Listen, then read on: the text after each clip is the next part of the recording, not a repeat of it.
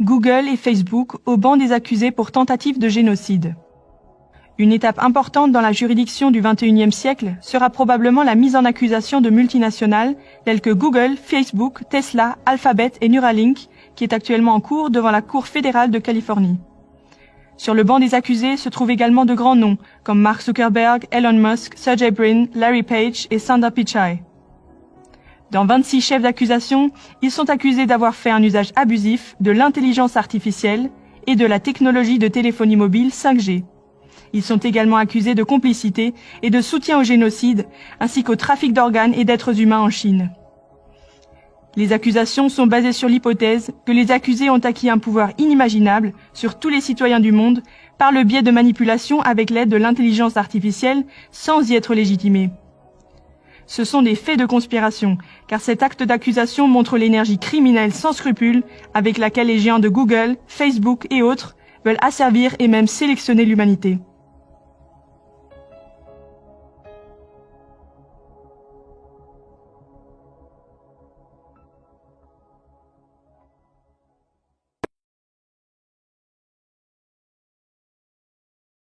The mainstream media reports that Google is funneling its money to a P.O. box in Bermuda. P.O. Box 6 Bitch Bitch. This confirms the speculation surrounding Google Chrome's logo. That is to say that Google has been peddling the mark of the beast in plain sight. Just like Lucent Technology, also known as Lucifer Enterprise, whose former headquarters was at 6 Bitch Bitch 5th Avenue, New York. You couldn't make this stuff up if you wanted to, and the reason this is being done should be obvious to you, as these companies, Google and Lucent, are giants in the telecommunications field, and therefore it gives us a feel as to what these companies are thinking about. They're thinking about evil. They're thinking about destruction, about being diabolical. Google insiders will tell you as much. If you listen to what they're saying, they're talking about post-human society. That's right, you heard that correctly. Post-human. After human. When man merges with machine. When man will be no more. That is their endgame, to wipe out humanity. Where resistance is futile. That kind of thing. That's what they're thinking about. That's what they want to bring into the world. And that brings us back to what we were talking about yesterday. The weaponization of cell phone towers. To recap that discussion, a cell phone tower is a giant microwave oven on a stick. Cell phone towers use a magnetron or an oscillator like a microwave oven to make microwaves. That's how they communicate. Radars use the very same technology. That part that's beaming into the dish is a magnetron, just like a microwave oven and just like a cell phone tower. Now let's do a quick comparison to put things into perspective so that you can appreciate, so that you can wrap your mind around what we're trying to tell you here. 2 hair dryers together use about 2,000 watts of power, or 2 kilowatts. That's the same amount of power a telecommunications satellite uses to send a signal 20,000 miles away back to Earth. So 2 hair dryers equal the power used by a communications satellite to broadcast the length equivalent to the entire planet. And the Earth is about 20,000 miles wide. To broadcast the entire Earth, it takes 2 kilowatts, 2 hair dryers. Now a microwave oven uses 1,000 watts, or 1 kilowatt. Here's the damage 1 kilowatt can be done by somebody when they take a magnetron out of a microwave and turn it into a ray gun. This is just a small example of a low-tech weapon running on 1,000 watts. Then you have these things here, these huge towers of death. Now each row in this tower, an array, or a set of dishes or rectennas or whatever you want to call them, is connected to a cable with a maximum power output of 300,000 watts, or 300 kilowatts. That's 300 microwave ovens. We base that conservative estimate based on the gauge of the cabling that's running up to one of these arrays. They're estimated at 300,000 watts per cable. Those aren't fiber optic cables running up to those arrays. It's a thick copper gauge transmission line quality cable running up those towers. Now if there's 10 cables, that's like 3 megawatts of power. And these cables are out there to output power to the magnetron, not for data transfer. That's an important point. These cell phone towers are weaponized. There's no other reason to have this much power running up the cables. It isn't for data transfer. Now, FCC regulations limit normal transmission per array to about 400 watts. To put that into perspective, 1 watt from your phone can go 25 miles to the nearest tower. A 1,000 watt magnetron on a stick can blow shit up. And these towers have a 300 kilowatt power line running up to each rectenna. And who knows, there could be an amplifier at the top of these towers that steps up the power even more. The point is here, ladies and gentlemen, is that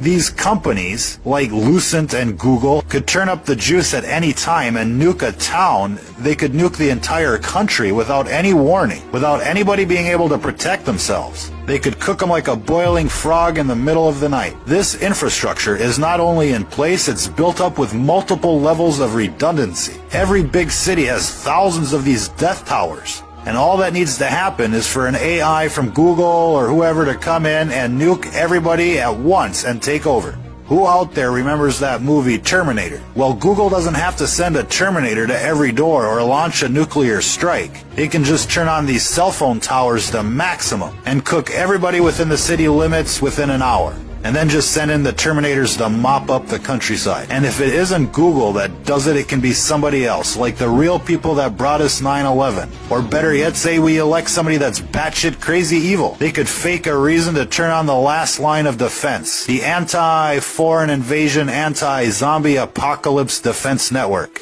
Oh, these contingencies are out there, ladies and gentlemen. Like a nuke in every city, a nuke from each side, so that makes it at least 2 nukes per city in the world right now. That's how serious things are. That's how the clandestine world works. Add in these cell phone towers of death and the question becomes why? And the answer is because when they're ready, they'll end it all and move on to reconstruction of the post-human age. Our only possible defense is to stop them now, to stop them from getting what they want, which is the technology that lets them go post-human. They need a super AI, a drone army, a clone army, an army of Terminators, and a fully automated workforce. And the technology that lets them upload into the Borg hive mind and become an avatar forever. A virtual reality matrix where they can live their lives happily ever after. That's what they need, and as soon as they get it, they'll proceed with the extermination of those that will not comply. We've already seen the FEMA coffins everywhere. And so we know those who will not comply will be terminated. And the end game is clear. They want to go post-human. This scenario isn't 200 years away. It's right around the decade. What's important to remember here is that technology is punishment in disguise. It all has a side effect, and it's obvious that these companies that are running this technology, they are not our friends. Worse yet, they run our government. They control our food supply, our water supply, our air supply, but have no doubt their end game is the death of humanity. And so when you look at these cell phone towers of death, remember what you're looking at. There is no hiding from these towers, even though they try to hide these towers from your eye's view. Because they do not want you to see how outnumbered and how outplayed and how ready for the slaughter you actually are.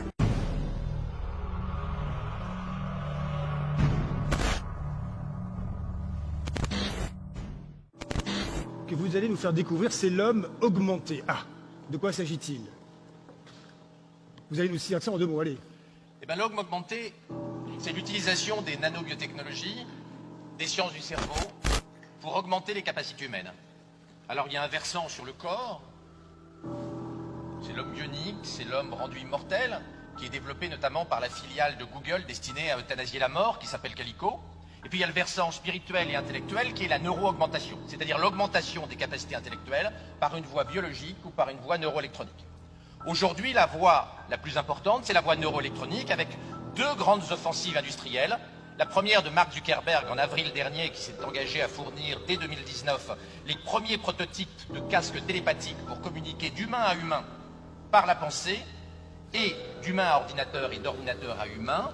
Et Mark Zuckerberg, le propriétaire de Facebook, s'est engagé à ce que le débit soit 5 fois plus élevé que le débit de communication humaine traditionnelle. Et puis la deuxième voie, qui est un petit peu plus transgressive, un petit peu plus bouleversante pour les judéo-chrétiens traditionnels que nous sommes, c'est la voie d'Elon Musk avec sa société Neuralink, qui est en train de développer une gamme de microprocesseurs miniatures destiné à s'enrouler autour de nos 86 milliards de neurones pour augmenter notre mémoire et notre quotient intellectuel, de manière, explique-t-il, à nous permettre de lutter contre l'hégémonie de l'intelligence artificielle dans les décennies qui viennent. On voit que Tesla, Elon Musk et Zuckerberg, Facebook, nous dessinent un univers d'hommes augmentés, d'hommes cyborgs, d'hommes ayant des capacités intellectuelles plus fortes qu'aujourd'hui, ce qui est bouleversant d'un point de vue philosophique, politique, mais avec également des implications économiques majeures, vous pouvez l'imaginer. Alors nous ne sommes pas dans la science-fiction. Tout cela est réel. Il ne s'agit pas de science-fiction, il s'agit de business model. Et il s'agit de business model de gens qui ont des moyens illimités, qui ont les meilleurs technologues au monde, les meilleurs informaticiens, les meilleurs spécialistes du cerveau. Elon Musk a recruté une équipe absolument exceptionnelle à Neuralink, qu'il dirige, puisqu'Elon Musk dirige SpaceX, Tesla, mais aussi Neuralink, des gens d'un niveau tout à fait exceptionnel, qui vont, dans les 10, 20, 30 prochaines années, révolutionner l'organisation du travail, bien sûr, l'organisation politique et l'école, bien évidemment. Vous imaginez bien que le jour où des microprocesseurs augmentent de 50 points le quotient intellectuel de nos enfants, l'école va être très très sérieusement, non pas menacée, mais en tout cas challengée par ces neurotechnologies, puisque vous savez qu'aujourd'hui, l'école améliore la culture de nos enfants, mais augmente très très peu leur capacité cognitive, hélas. Alors, docteur Laurent Alexandre, permettez-moi de vous dire que tout cela est à la fois magique et un petit peu inquiétant. Faut-il un moratoire sur l'intelligence artificielle? Il n'y aura pas de moratoire sur les nanobiotechnologies, la génétique et l'intelligence artificielle, parce que ces technologies ne sont pas issues de notre vieille Europe, lasse, fatiguée et blasée.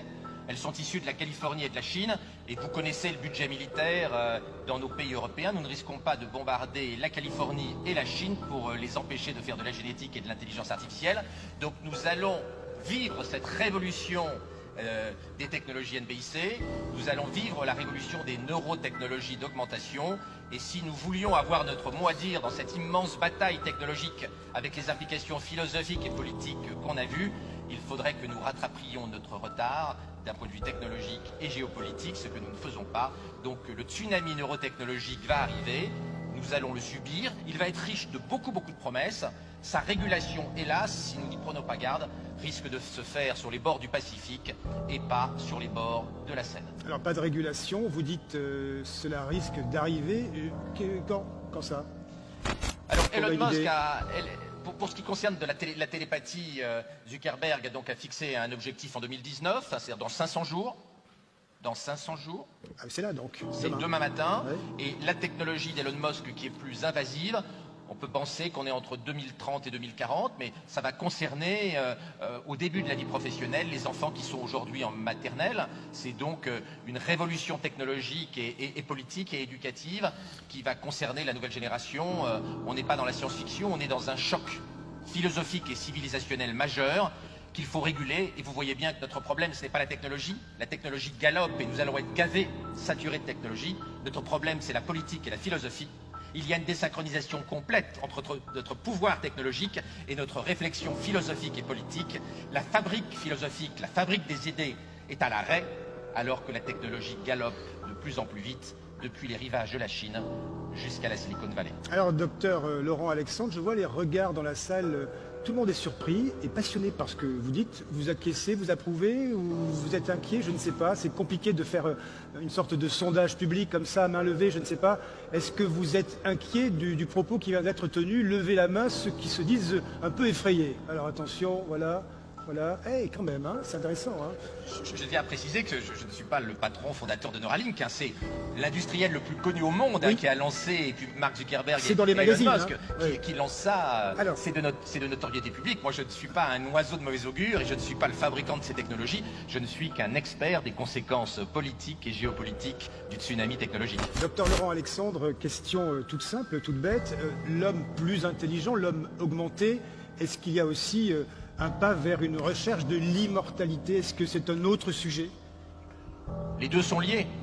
D'abord, il faut beaucoup d'intelligence artificielle et d'intelligence pour comprendre le vieillissement, qui est d'une complexité inouïe. Vous savez que le séquençage ADN, tout seul, c'est 20 000 milliards d'informations.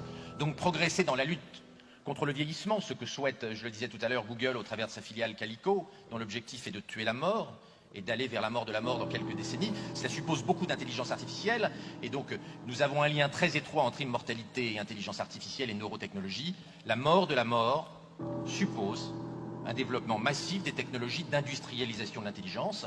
Derrière, nous avons deux problèmes. Est-ce que cette mort de la mort et cette industrialisation de l'intelligence artificielle va s'accompagner d'une démocratisation de l'intelligence biologique? Et puis il ne faudrait pas non plus que toutes ces technologies conduisent à la mort de l'homme et à un monde où l'homme n'aurait plus sa dignité, ne serait plus qu'un instrument technologique au lieu d'être ce qu'il doit rester, c'est-à-dire un élément pensant, un élément philosophe qui n'est pas uniquement fait de matière technologique et pas uniquement fait de business model. Ultime question avec vous, docteur Laurent Alexandre, pour ce sujet absolument spectaculaire et passionnant. Le temps s'accélère, nous avons évoqué le temps long depuis tout à l'heure. Est-ce que l'homme augmenté serait une réponse à l'accélération du temps, de la technologie? Nous vivons au cœur de machines que nous ne maîtrisons plus. Je pense notamment aux smartphones, la communication, l'accélération de l'information. Ce que l'on peut dire, c'est que comme nous sommes incapables d'interdire les progrès de l'intelligence artificielle, nous avons deux scénarios. La vassalisation par la machine à long terme, ou la fusion avec la machine, ou l'augmentation. Il est clair que l'intelligence artificielle forte, c'est-à-dire dotée de conscience d'elle-même et capable d'hostilité, n'est pas pour demain matin. C'est pour dans plusieurs décennies. Mais plusieurs décennies, c'est dans pas longtemps. Donc nous allons bien être obligés, au moment où l'intelligence artificielle s'industrialise très vite, de répondre. Le moratoire étant totalement impossible, notamment parce que la Chine veut dépasser la Silicon Valley en matière d'intelligence artificielle et que la course entre les États-Unis et la Chine ressemble en intelligence artificielle énormément à ce qu'a été la concurrence entre l'Union soviétique et les États-Unis dans la course à l'espace à la fin des années 50 et au début des années 60. Comme nous ne pouvons pas faire de moratoire, je pense, même si ce n'est pas un souhait, que Elon Musk a raison et que nous accepterons massivement dans quelques temps, pour nos enfants et nos petits-enfants, l'implantation de microprocesseurs dans leur cerveau pour les rendre égaux et leur permettre de lutter, d'être complémentaires avec l'intelligence artificielle. Nous préférerons la fusion avec l'intelligence artificielle plutôt que la vassalisation. Ce sera le mot de la fin avec vous. Merci, docteur Laurent Alexandre. Je peux vous dire que vous avez un petit peu secoué les esprits. Merci. Ça réveille, hein? J'ai l'impression d'être à deux à l'heure. J'étais passionné par ce qui a été dit. Allez,